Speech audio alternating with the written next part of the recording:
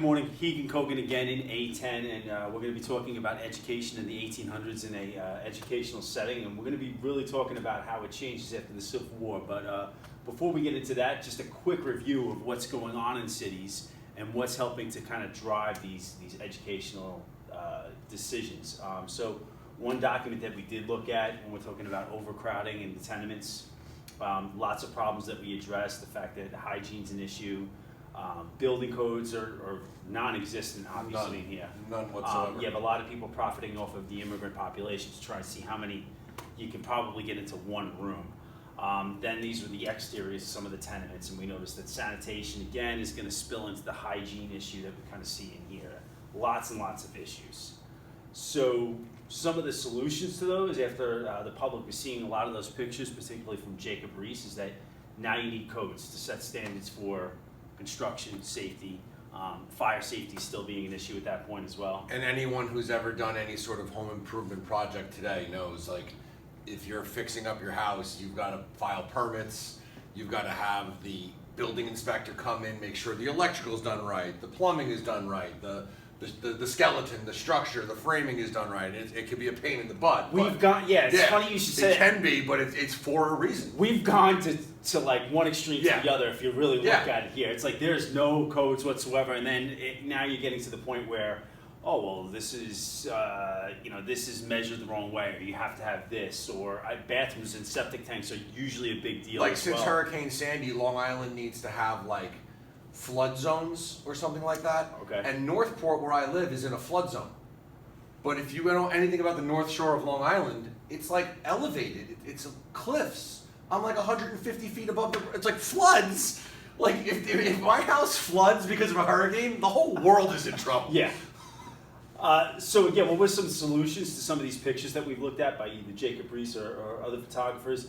Building codes, setting standards for construction safety. And as Mr. Kobe said before, it's very strict now. New buildings were required to have fire escapes, decent plumbing. That comes straight from the Triangle Shirtwaist Factory fire. Absolutely. Being able to get out the egress of a building as fast and as efficiently as possible. While mother is the necessity for invention, disasters are the mother for, I guess you could say, regulation. Yeah. This one, think about it. I always say like sanitation workers are the most underappreciated, underpaid job in the country. Absolutely. Because I always talk about, like, imagine life without sports for a couple of months. Well, we just experienced that. Right. And was it boring? Yeah. Did we get by? Somehow we lived. Yeah. Imagine life without sanitation workers for a couple of months. Give it a week or two. Give it a week or two, not even that. Now you have to worry about rodents from the outside getting into the inside 1980s, of the house. there was a garbage strike in the sanitation workers in England. Right. When Margaret Thatcher became Prime Minister of England, and it was like 20 feet pile high garbages, like right outside of Parliament. And when you want to talk about health and hygiene problems, again, this is the exterior. There's nothing saying that that's not going to go into the interior of the home as well. So you set up fire companies and police forces in the city to kind of reduce the crime, because another thing, not in this one, but another photo where we talked about Bandits Roost. Yes. Having the police. Crime was certainly an issue. Yep. The other thing going on that we were able to see in the city streets is this, and we come back to this with the kids on the street. Another one, if they weren't on the street, you had kids that were actually working. And looking at these photos, since we're starting off talking about like building codes and safety, of course, we look here and we go, okay, well, safety is definitely an issue here. This kid doesn't have shoes. What the heck is he doing over there? And again, very, very similar as well. Of course, these photos do scream out safety to you. Couldn't agree more, but that's not what we're addressing today. Because the thing is that where are these kids supposed to be? Where should they be? They should be in school. Yep. Because if a kid, how old is this kid? I'd say 10 at the most. Best. Same here. Yeah. 10 years old, 5th grade, and there he is, and he's working for unsafe conditions. 25 cents an hour, if that. Right.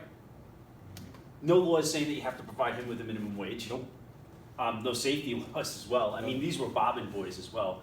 They were small enough to get into these particular areas to change the bobbins, or these textile machines, I guess you can call them. Spinning jennies or whatever they were called. Right. Now, it's funny. It's like you look at this and you're like, wow, that's pretty dangerous. It's like, this is pretty dangerous too. Yeah. Even more when you're looking at the fact that they were breaker boys working in coal mines.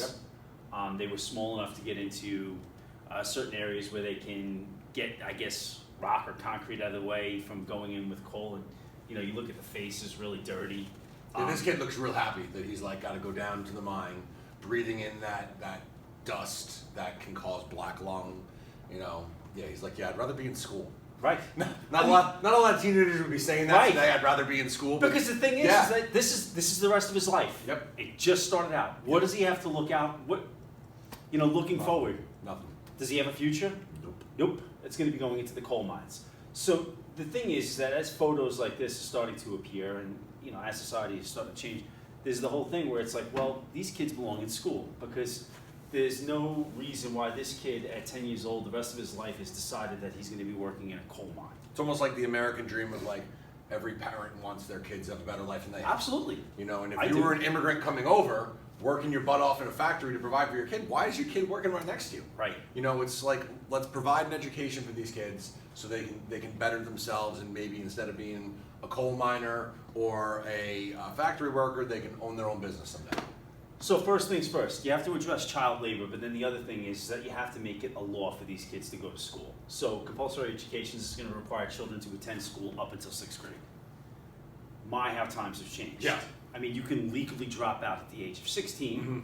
However, that's not one of those things that's on the tip of a kid's tongue where it's like, oh, at 16 I'm done, because they know, well, you need at least a high school diploma or beyond that in our society today. And the law today is that schools must provide you an education up till the age of 21. Right, legally, yeah. Legally up till 21 if you don't graduate before 21. So it's, yeah. And when we're looking at schools, because one way to look at the past or even look at today, and you look at what's going on in society, a lot of people like to look at what's going on in schools. And of course, when we look at schools, they're teaching English to immigrants, and you're stressing the importance of citizenship. Mm-hmm. That's just a small fraction of what we do today. Yes. When you look at the courses that are available, you have English, you have the basic English, social studies, math, science, but then you have art. Foreign language, music, physical education. Then you get to high school, you get the electives like criminal careers, justice. Technology, yeah. And all of those things, not to say that you're going to wind up being in the criminal justice system, working in that system, but it's giving you exposure. Right. So when you go to college, you might be like, hey, that might be something I want to pursue. Or I know at my high school when we had car care, so a lot of kids who wanted to work with their hands Right. wanted to become auto mechanics making $75 an hour cash. I mean, let's just look at today, right? If you went to BOCES, you could become an LPN by the time you're 18. You get done, if you want to continue to be an LPN, you're talking they're making somewhere in the neighborhood of like $20-something an hour. Mm-hmm. Or a student in my class liked to fly. I said, go when you get to high school, go into that pilot program, because when you get outside of high school, all that stuff is a lot of money to learn how to do it. Yep. So he graduates high school, he's flying planes. Yep. So when you look at the exposure that students have today, even something like BOCES and what we're exposing them to before they get out into the real world, if that's what you want to call it today, they definitely have had a lot of exposure to things. Of course, probably something we mentioned with immigration is that church was the center of those households and communities. Yeah, if your parents or grandparents especially grew up in New York City, they probably went to a parochial school. Right. My father, I forget the name of the parish that he belonged to, but like you didn't refer to the neighborhood that you grew up in, you referred to like what church did you go to? Growing up in Brooklyn in the 1950s. Now, of course, when you look at parochial schools are still around today. The reasons why people were going to them during that time period are a little bit different why people choose to go to them today. At this point it was like, all right, we have immigrant children who are not staying with the strictly Catholic ways or whichever ways they were from. We want them still to have that exposure. What are the differences between a parochial school and a public school? Well, in a parochial school, you're going to pray. You're going to get theology as part of your day. You're going to be disciplined. You're going to be disciplined. Today people look at the parochial schools and they go, all right, well, I want my son or daughter to go there for sports or whatever the case may be, or it's a different exposure, different lifestyle, I guess you could say. Textbooks, the McGuffey's Eclectic Reader. Taught the 3 R's, reading, writing, and arithmetic. Right. It was just referred to the 3 R's, even though one of those words starts with the letter R. Now, the funny thing is, Mr. Kogan and I are educators, and we laugh at the fact that, of the textbook use. Textbooks were pretty big, and I'm sure many of you hated carrying a bunch of textbooks to school. Him and I have come to the point where it's like, we don't need textbooks. Why? Well, you now have laptops, Chromebooks that can expose you to something else other than a textbook that... Primary sources at the touch of a button. Right, exactly. You know. Rather than, whatever agenda is in a particular textbook, especially when you're looking at history. Are we missing anything with education? Oh, here we go. Emphasize discipline or obedience. Oh, there is one thing. But you were going to say something. Go ahead. Well, no, the discipline and obedience, this is where that phrase caught red-handed. Right. When you returned home from school, one of the first things mom and dad said was, let's see your hands. Yeah. Because if you were bad, you would be hit either over the palm or over the back of the hand with a switch, as they were called, usually a stick or usually a ruler, leaving a red mark, leaving a red welt. So you'd come home from school, you'd have to show mom or dad your hands, and if your hands were red, you were caught red-handed doing something wrong, and we're going to face your My parents' aunts and punishment. uncles usually have a story that goes along with that, and it usually starts off with sister so-and-so. Yes. Yeah, whatever. Now, when you look at what school is preparing you to do, all right, today we talked about you get all these exposures to different courses and different trades before you even out of high school. So what are they preparing you for? A lot of different things, a lot of things that are exposing you to. Here, when you're looking at what education is preparing you for during this time period, is to work in a factory. The strict discipline and obedience. Punch a card. The work whistle goes off, you start. The work whistle goes off again, day's over. And it's amazing the